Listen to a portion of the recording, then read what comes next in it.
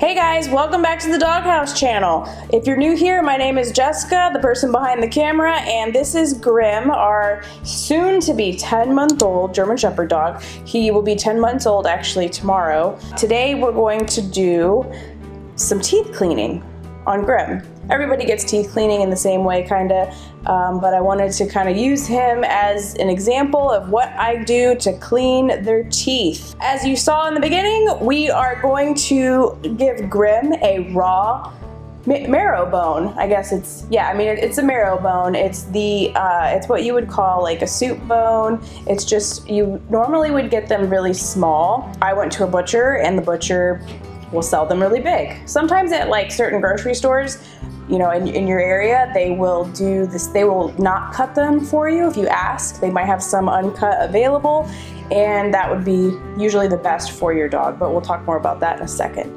On to the bone. All right, so here we have, it's a beef bone. I don't know how long it is. They don't come pre-done. This is from an actual local butcher, you know, that concept with it. And then also it's not like from a big company or a bulk item or anything like that. These are fresh, almost cut to order, but not necessarily. So that's one thing that's really important when you're feeding anything raw to your dog. Honestly, that's important to whatever you're letting your dog consume. You should actually know where it's from. Grim's very excited.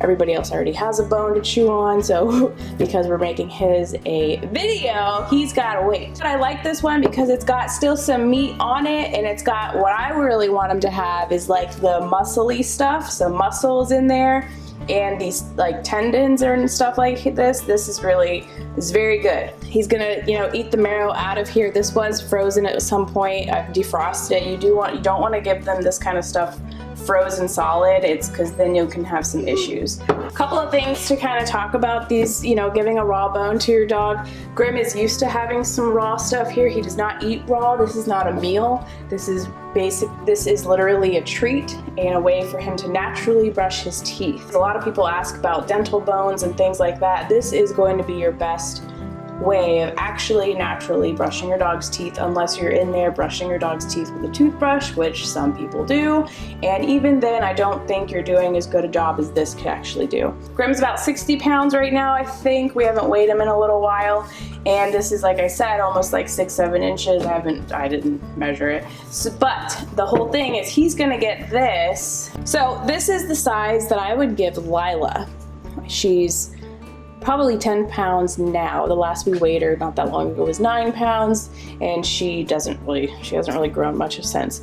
But she basically ate all, that was just that little portion of marrow that was in there. That was good for her size. She's used to eating, you know, the little bit of raw meat that is, you know, connected here on the top, and this is a great way for her to brush her teeth. I did not give her these when she had puppy teeth still, just because that's a little concerning. Their puppy teeth are sharp and everything, but they're not as strong as their adult teeth. Other things should be given as a puppy, and you can still do a little bit of raw. With that being said, Grim got these as a young adult, or he's still a young adult, but as like a puppy, but not necessarily a puppy teeth. My dogs, like I said, don't eat raw food, but they can stand raw treats like this, and if I wanted to put raw things into their bowls of their meal to add, you know, nutrients and to get a little bit of raw, the good effects of a raw food in their diet.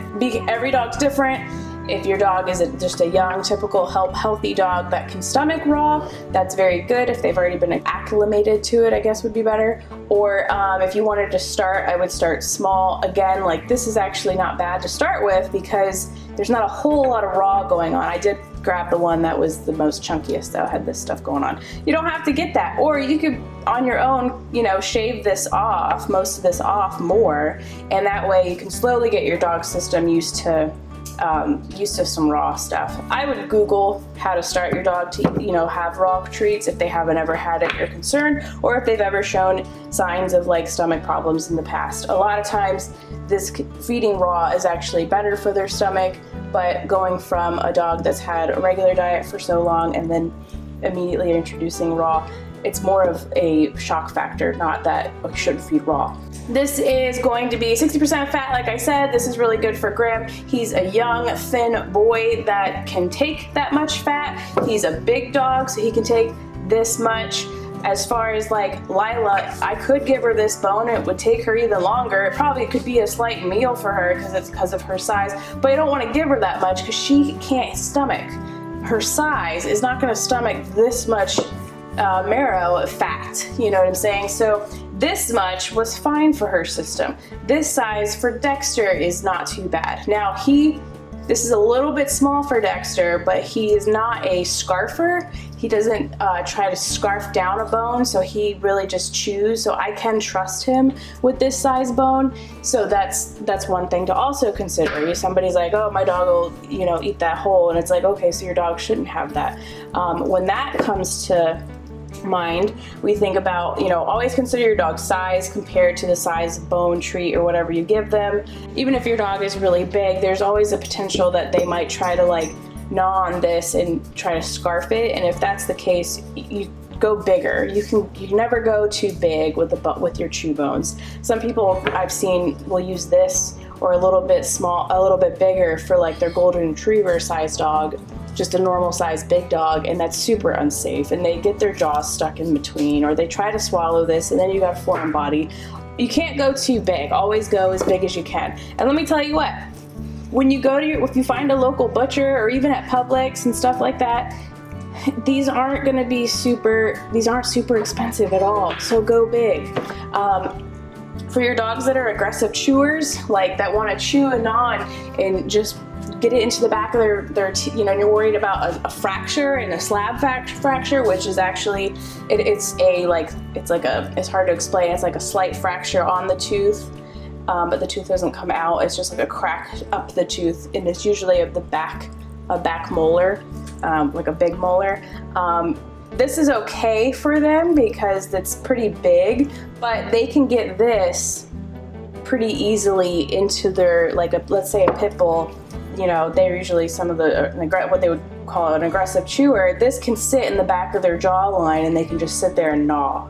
And you'll see dogs do that, where they just sit there and gnaw. And if your dogs do that and they're doing it really hard and they're able to use their entire, you know, jaw muscles to do it, that's an aggressive chewer. That's a dog that's going to have a slab fracture chewing on these bones. And if you don't give them raw bones, you're going to give them the other bones that will fracture the bone, and then you'll actually have pieces break off, and that's dangerous as well. The best thing to give is actually a knuckle bone to those, the raw knuckle bone, not cooked or steamed or anything. So those are some of the better things to do that they can't necessarily fit all the way into the back of their mouth to chew with their molars. They kind of have to use their front teeth and canines. That's kind of, I don't know, something you can maybe try with if you do have an aggressive chewer. Some other bones that I have, so the bone I was talking about that will fracture, instead of fracturing your dog's tooth, which still could happen, but is the cooked raw bones, or cooked bones, the cooked marrow bones. It's the same thing, except it's a store-bought pet bone that was cooked and given some kind of flavoring, probably. Given. So the marrow was still pretty greasy, but it was cooked. It was a lot softer than what's in here, and they still got it out. But I actually had a really good one the other day, because I do give it to my dogs, but I do eventually take it away. They don't do terribly with it, but this did fracture down the side, and I was like, nope, that one's gone. This one is being thrown away because this here looks like gnawing down, but it's not. It's actually pieces that have fallen off, that have cracked off, and that's not safe. The raw bones are what is going to actually clean hard surfaces, things that could make the dog want to chew and gnaw for a good amount of time and actually last and hold up to chewing and gnawing, is what's going to clean their teeth. Not your kibble, not a greenie. And if I don't have a greenie, otherwise I would show you. Greenies are treats. There's all kinds of different kinds of treats now that are just like the greenies. They're like little rubber, they're almost like rubbery edible things, which, first of all, if your dogs just basically consume it within minutes to like within minutes. I don't care what size dog you have, your dog consumes the greenies and greenie type treats and dental chews and dental treats. They consume them in seconds to minutes. That's not cleaning your dog's teeth. It's the crunchiness of the treats that you give that claim to be dental treats or anything like that, or that the claim of dry dog food is what cleans your dog's teeth. That's like saying, well, the granola cleans your teeth. Granola is not going to clean my teeth. If anything, it's going to make it worse. So I think Grim has now waited long enough for his treat, dental, chew, bone, whatever. So we're going to give it to him. All right, so I'm going to actually just give this to him in the kitchen today. And he's actually done some work already today. So giving him his nice treat is a good way to end all that. So typically I give everybody their raw stuff in their cage. If it's not in their bowl or something, then I would have them chew on it in their kennels, because it's going to let me avoid the fact that they could fight over something. You know how dogs are. A lot of times they're just like, oh, I only want it because the other dog has it. So we avoid that. Everybody else is put away right now, and I have to do my floors anyways, and these rugs need a good washing, so we're just gonna let Grim have his for, filming purposes.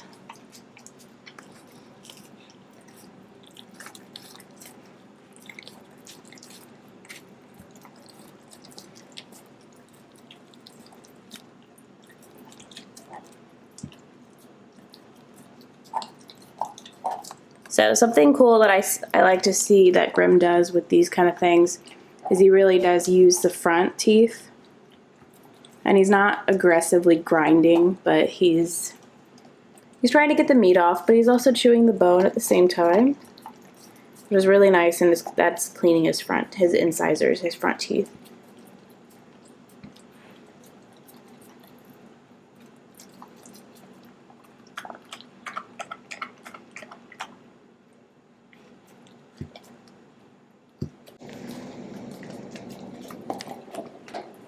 There's that whole part about, raw treats as well, is, you want to be careful with bacteria, spreading it around your home and on your dogs. So because I do feed some things raw, like treat bones and things like that, cleaning their bowls and stuff regularly is important.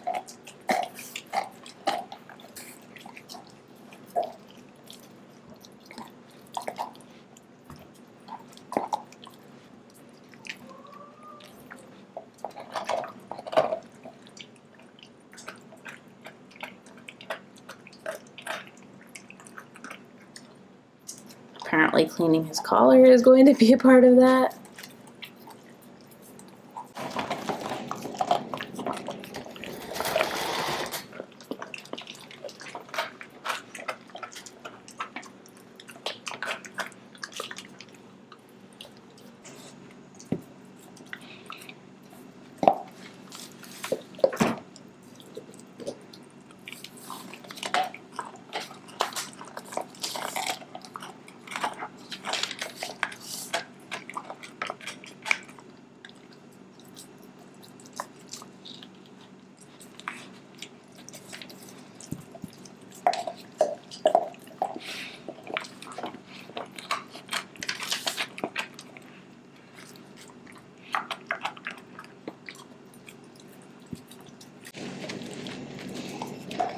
As far as how long this would take Grim to get through, I mean, I don't know, when do you really consider it done? But I guess all the marrow out. It's a pretty long marrow bone. I'm not quite, this is probably this is the longest one. So now he's like going for the marrow, which is very nice. He's almost so good at this. So this is the longest marrow bone that Grim has ever had, and I don't think that getting to all of the marrow is going to be something he does and accomplishes, but I don't know how long this actually, so I'll eventually take it away because you're not going to leave raw bones hanging around your house, or at least I'm not, and I don't think you should. So there's that. But he'll probably sit here with this for about an hour, at least getting all the outside goodness and trying to get all that marrow. So give him an hour or however long until he he'll actually stop. I think most dogs might just stop eventually, or you might have to take them away after if they seem exhausted. I've actually seen that happen where dogs are just kind of exhausted at chewing. So there's that. Good boy, Grim. This might be gross to some people, but this is extremely satisfying to me, and I think to most really serious dog owners that are just I don't know. There's something very cool about watching your dog get very primal and be able to enjoy something like this. And this is basically how he would eat. A wolf eats in the wild. I will be the first to tell you that there is nothing about the dog these days, after hundreds of years of this breeding stuff we're doing, and just the genetics are shot, and what we've done to the dog as a creature, whatever you want to call it, that is anything like the wolf. These dogs can't go live out in the wild like a wolf still can, but on the inside, they're still 96% the same, no matter what they look like on the outside. That's basically what we've changed. And yes, it does affect what's on the inside, and the cancer part, and the way they physically are developed, or their heart, develops, or, liver shunts and stuff like that, and what they can, digest appropriately. But if you get your dog, but it is possible to, they are the same. They're 96% of the same creature inside. They're still, that relatable to wolves. And some more than others, obviously. But it's nice to see your dog get primal. And they are still very much alike. They are still den animals like your wolf is. And they still have the same biological, genetics on the inside, if that's one way of putting it. I'm not a professional. I'm a girl on YouTube that's basically, worked with dogs very closely for my entire life.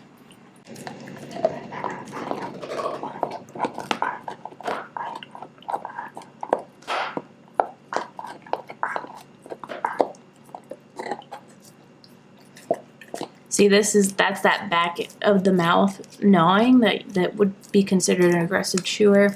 He's not necessarily trying to break the bone though, or chew on the bone that way. He's trying to get the meat out or off the side. And he's also wanting the marrow in the middle a little bit. This is also why typically I would give the bone in his cage. Because then at the end I can just wipe out his cage instead of having to do the floors and the countertops, or counter sides, and the carpets. But all that's gonna get done anyway, so for entertainment purposes, we're gonna just let him at it in the kitchen. Alright guys, so like I said, this is gonna take him at least an hour, or if not longer. So basically I'm not gonna sit here with the camera in his face. That's gonna end this video.